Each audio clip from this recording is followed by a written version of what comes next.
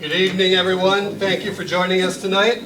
I'm Joe Paulin with the Corps of Engineers, formerly Utilized Sites Remedial Action Program, or FUSRAP. You're going to be hearing that, as well as a lot of other acronyms this evening in the presentation. This public meeting is a step in the Comprehensive Environmental Response, Compensation and Liability Act, or CERCLA process, and is focused on your public input. This is a formal opportunity for the community, stakeholders, and regulators to participate in and influence the decision for the Niagara Falls storage site, Vicinity Property H' proposed plan. And the comments this evening will focus specifically on the proposed plan. At the end of the presentation this evening, you'll be given a chance to provide your comments on the proposed plan that'll be captured for the record. We'll begin with those who signed up when you came in tonight at the check-in table, and then we'll ask if anybody else would like to come up and make a comment that didn't have an opportunity to sign up in advance. We'll also be accepting written comments tonight. There's comment cards on the check-in table. Feel free to write one, fill it out. If you do, please make sure it ends up in my hand before you leave tonight. And tonight's meeting is being recorded. We also have a court reporter here to capture all of the comments for the official record. A transcript of the meeting will eventually be posted up on the Niagara Falls Storage Site website. I'll be sending out a message via our email list when that happens. So if you're not already on our email list, please make sure we have your email address before you leave this evening. As a reminder, this comment period for the proposed plan will be open through November 13th. We will continue to accept comments after tonight through the FUSRAP email address as well as the U.S. Postal Service address, and we'll have both of those addresses up for you later in the presentation this evening. Now, before we begin, just a few administrative reminders. Please make sure your cell phones are on mute, and if you need the facilities, they are located in the back of the room behind you.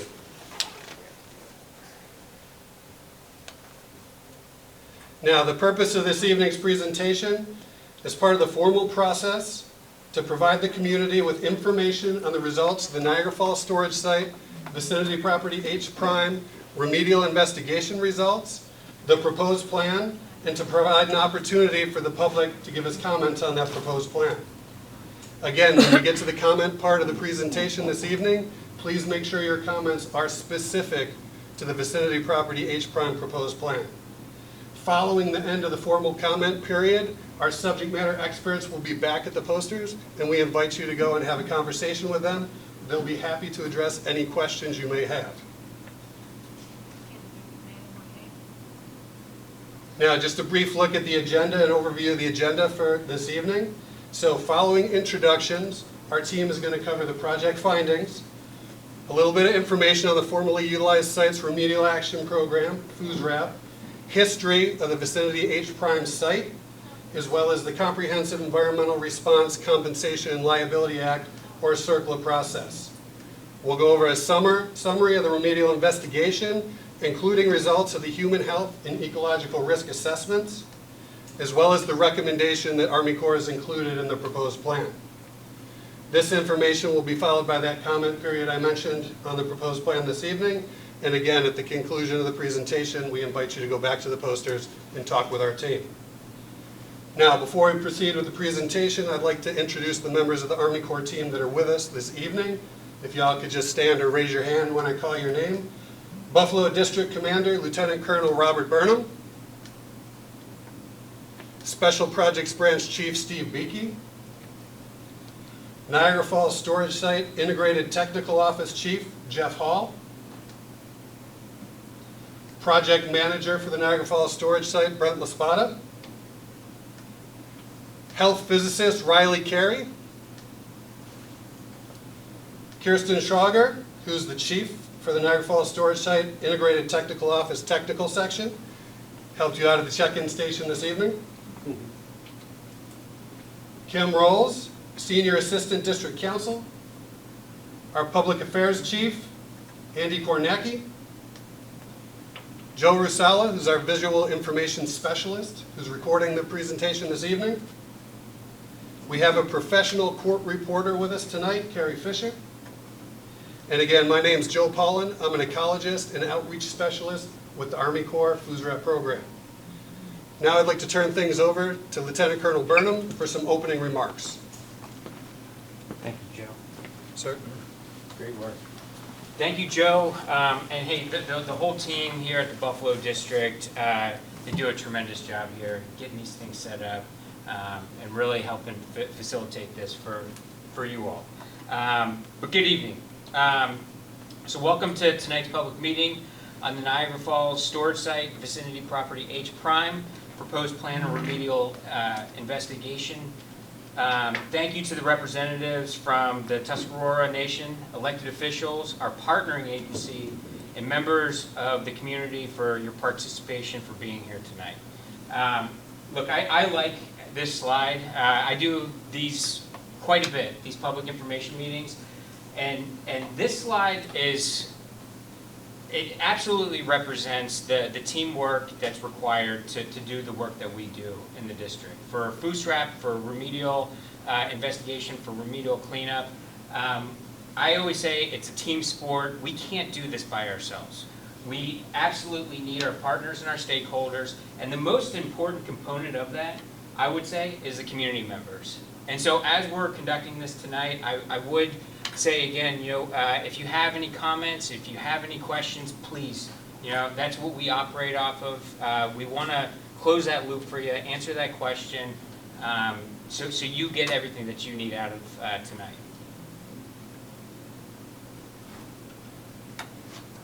Okay, so project findings. The remedial investigation and corresponding human health risk assessment found no unacceptable risk to current or future users of the site from FUSRAP-related constituents under the current or reasonably anticipated future land use of industry. The ecological risk assessment found that potential exposures of ecological receptors were unlikely to result in adverse impacts, and no further evaluation of ecological risks are required. Therefore, USACE, Army Corps of Engineers, recommends no action at the Niagara Falls storage site, Vicinity Property H Prime. What this means is that we would administratively close the project and transfer the site to the U.S. Department of Energy, DOE as we say, legacy branch. Okay. Now the subsequent slides and so forth. Steve Beakey is going to talk more about the FUSRAP program, and then CERCLA. And we are throwing a lot of acronyms. FUSRAP, formerly Used Sites Remedial Action Program. CERCLA, the Comprehensive Environmental Response, Compensation, and Liability Act. See, I had to read that last one. So if there are questions, even with that, if you want some explanation of the acronyms, please. We're here to give you all the information that we have. But thank you.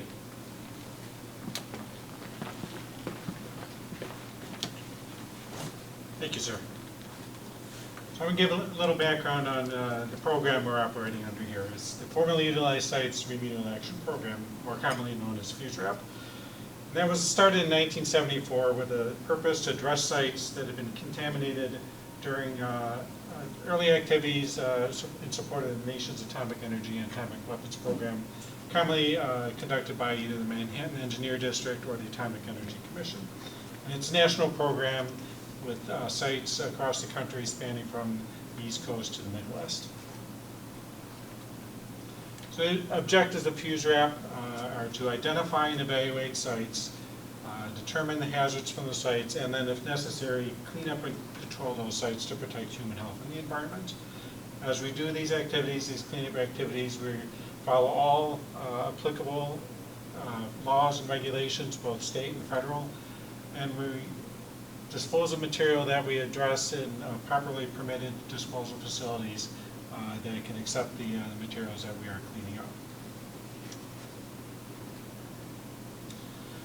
The Buffalo District itself covers the watersheds of Lake Erie and Lake Ontario and spans from Vicinity, New York in the east down to the Ohio-Indiana state line.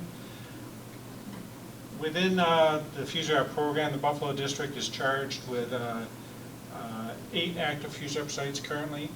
We have also in the past completed 6 FUSRAP sites and turned those over to the Department of Energy for long-term stewardship.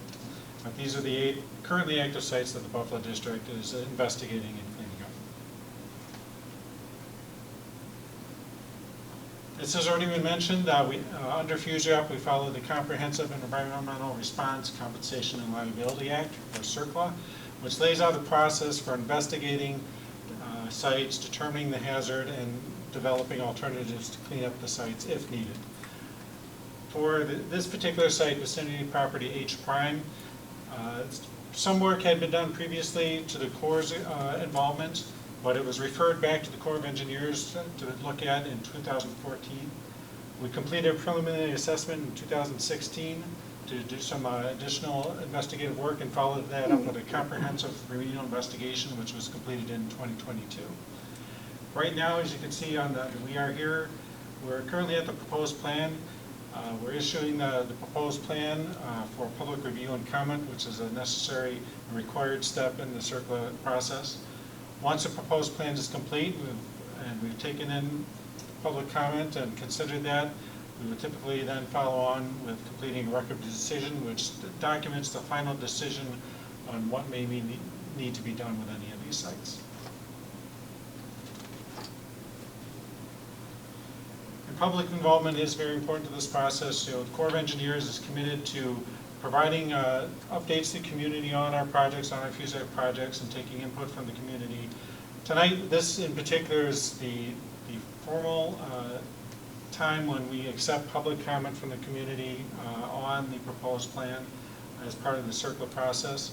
But we have other avenues that community can contact the Corps with questions outside of this as well. But tonight is specifically a time allotted to record public comment on this proposed plan for Vicinity Property H prime.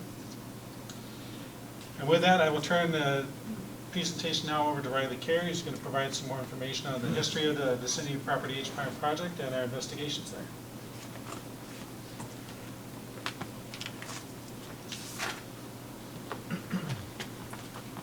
Thank you, Steve.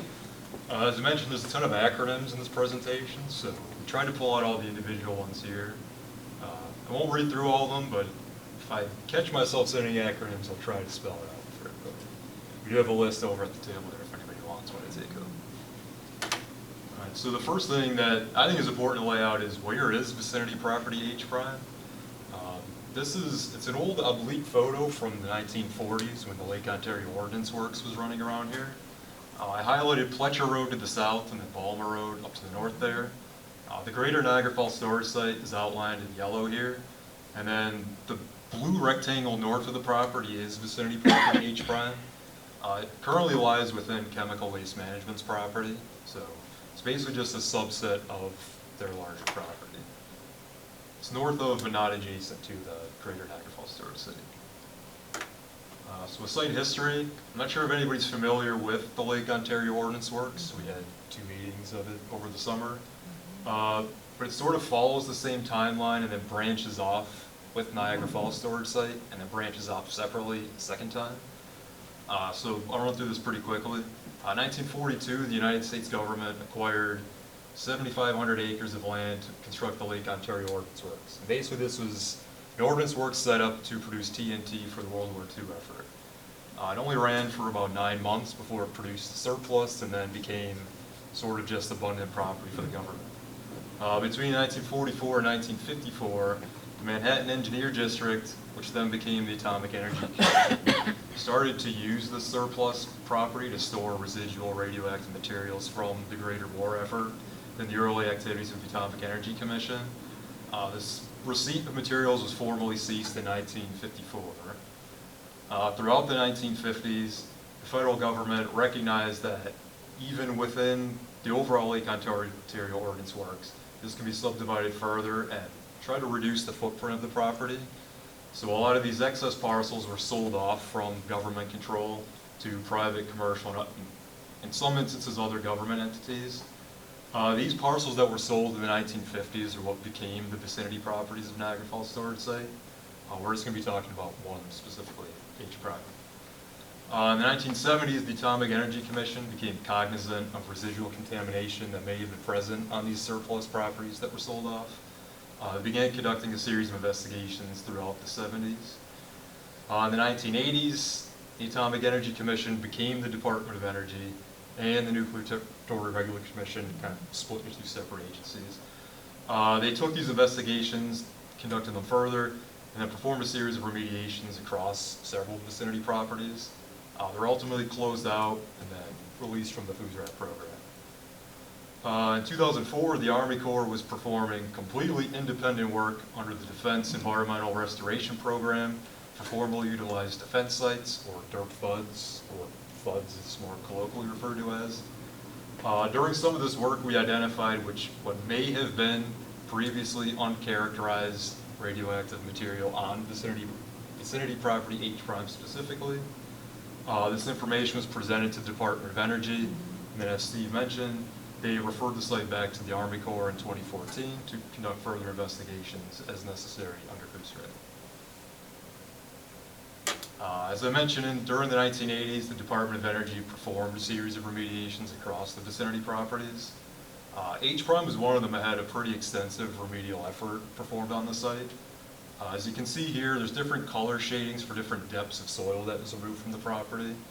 But across most of the site, it was largely surface scrapes of just materials that may have been towards the surface.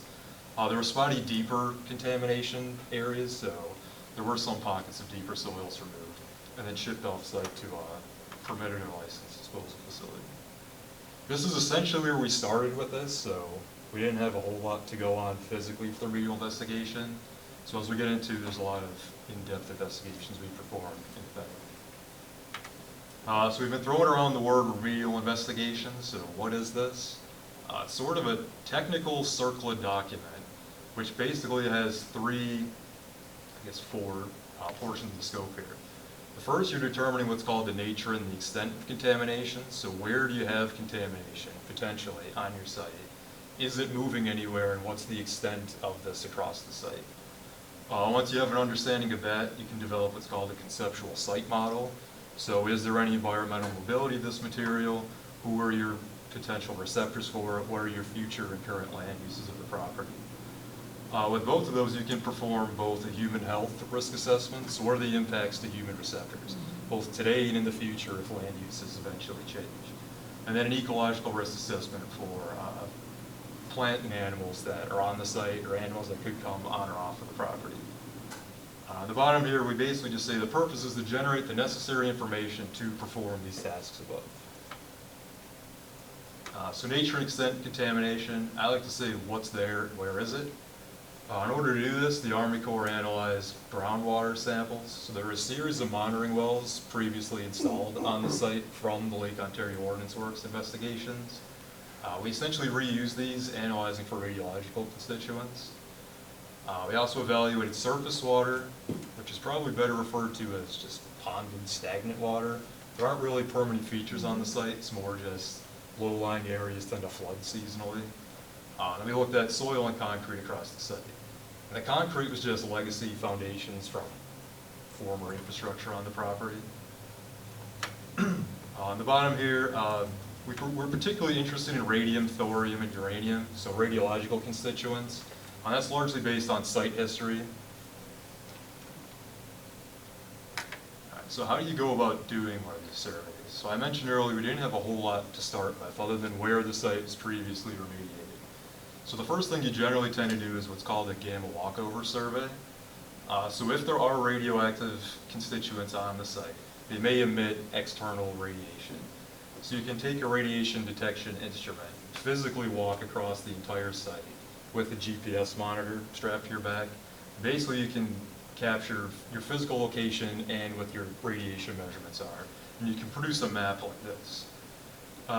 These were recorded at 1 second intervals, so there's hundreds of thousands of individual measurements, which is not helpful to anybody in a table form.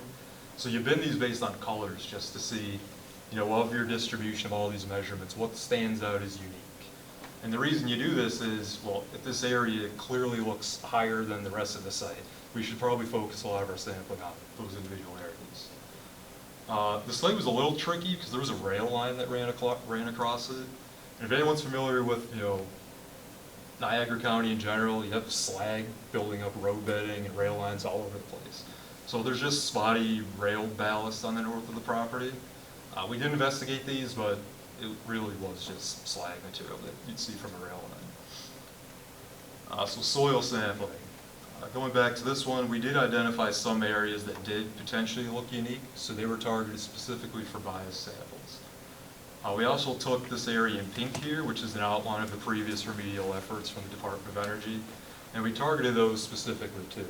Because if there was contamination there at one point, that's probably where it would be if there's any residuals left. In total, we collected 267 soil samples. They were collected from 3 different strata on the site.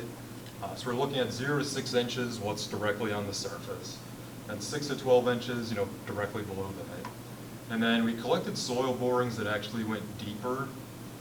We scanned these to see is there any interval in the coring that had elevated radioactive materials. If there were, we would target that particular interval for the 3rd sample. If not, it was immediately below the 2nd one. Surface water and groundwater. I mentioned the site floods. I have a picture on the next slide. But we collected samples and analyzed the surface water across the site. We also monitored 3 groundwater wells that are on and immediately adjacent to the site on the north. Here's just a picture of what the site looks like.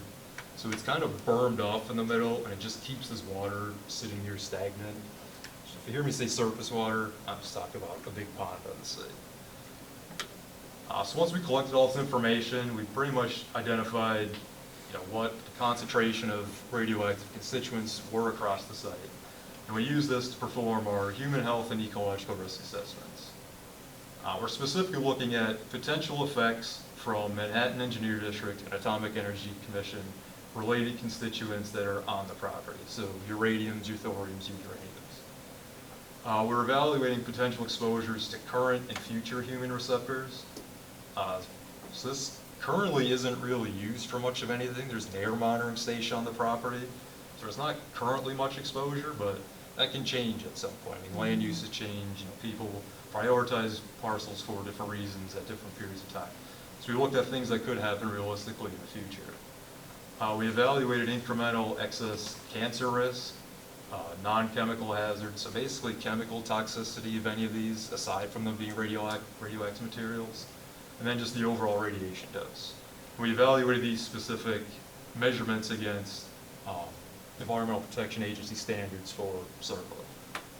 In addition to that, we performed an ecological risk assessment. These are more so serve as a screening evaluation, so you're basically taking what are your maximum concentrations across the site and evaluating those against what's essentially a threshold dose. At some concentration, there may be adverse effects to ecological receptors, and if you're within this, then the expectation is that the adverse effects are considered negligible. So the conclusions of these assessments, for the human health and risk assessment, we determined that the additional cancer risks are not in excess of unacceptable standards as established by the Environmental Protection Agency. This is generally a range of 1 in 100,000, or 1 in a million to 1 in 10,000 excess cancers beyond what just the baseline level would be for existing in Niagara County. Non-chemical hazards, it's referred to as a hazard index. It's basically just a ratio of your concentration versus another threshold dose from the Environmental Protection Agency. This is predominantly focused on uranium as a metal. This was also found to be negligible concentration. For the ecological risk assessment, we essentially came to the same conclusions. We're again predominantly interested in uranium and surface water and any biological uptake across the site, and then any flora or fauna that may have been exposed to residual materials. So based on the conclusions of the remedial investigation, so taking the results of the human health and ecological risk assessments, we found that no further action is warranted, as is documented in our proposed plan. Turn this over to Joe. All right, thanks, Riley. So, as many of you are aware, we're in the middle of a 60-day public comment period on the proposed plan that Riley just told us about. So at the close of the comment period, Army Corps of Engineers will determine if there's any additional information that warrants additional studies or further action, or whether we'll stick with the no action proposed plan. So the comment period is the public's opportunity to provide new information and influence that decision. So if no further actions are necessary, the next phases of the project will be to complete and release the record of decision document. That will state what the action is. In this case, we're proposing no action. And that will be also included a summary in the back of the document that will be a response to comments. So any comments that we hear tonight or any comments that we hear at all during the 60-day public comment period. And that document, when it's ready, will be published up on the website, and I'll be sending out an email letting everybody know. So again, please make sure we have your email address before you leave this evening.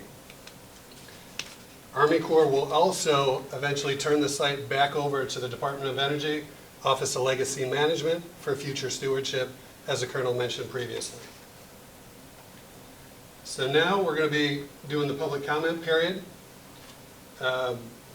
Please keep any comments specific to the Niagara Falls Vicinity Property H Prime proposed plan. Following the comment period, again, we invite you to go to the posters, speak with our subject matter experts. They'll be happy to answer any questions you have on H Prime or any of the Niagara Falls storage sites. So just to go over our process for providing comments tonight, we'll begin by calling up those who signed up in advance, and then we'll call up anybody else who maybe didn't have a chance to sign up that would like to provide comment. When called, we ask that you please step up to the microphone, provide your name, spell your name, and any affiliations you may have before providing your comment. Please speak directly into the microphone so we can capture your comment for the official record. Please limit, again, the comments to the proposed plan, and each person will have about 3 minutes, and I'll keep an eye on the time and let people know if it's time to wind up towards the end. So Kirsten, did we have anybody sign up in advance? All right. Is there anybody that would like to make a comment this evening? I have some questions, so can I? Well, right now we're doing Just a comments. comment? We have to Okay. take official comment for the record, Okay. but the team's happy to answer any questions you have back over at the posters after, so thank you. Would anybody like to make a comment on the Vicinity Property H Prime proposed plan? All right, well, I'd like to remind you then that there's an opportunity to provide written comment by filling out one of those cards on the check-in table.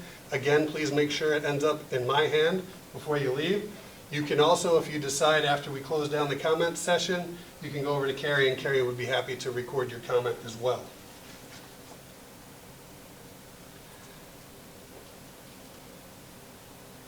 So I'd like to remind everybody that at both the public libraries, the Lewiston Public Library and the Youngstown Free Public Library, we have what's called the administrative record file. Now this includes all the major reports and key documents that are used in the decision-making process.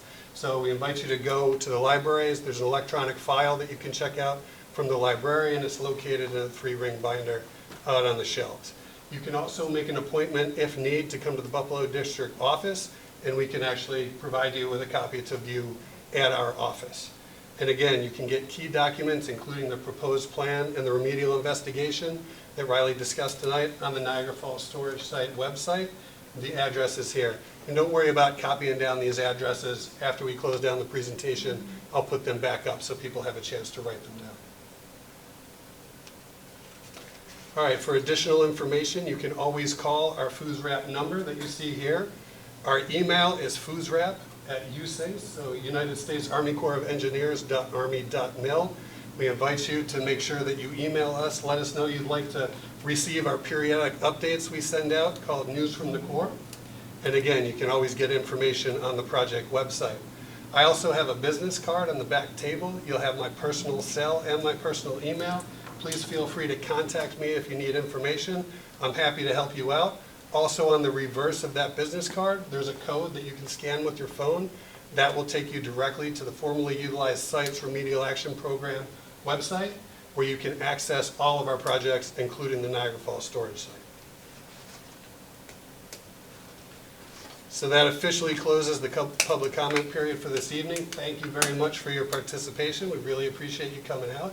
And again, we invite you to go back over to the posters, talk with our experts. They'll answer any of your questions and learn more about Niagara Falls Storage Site, Vicinity Property H Prime, and the other Niagara Falls Storage Site proper. So thank you very much.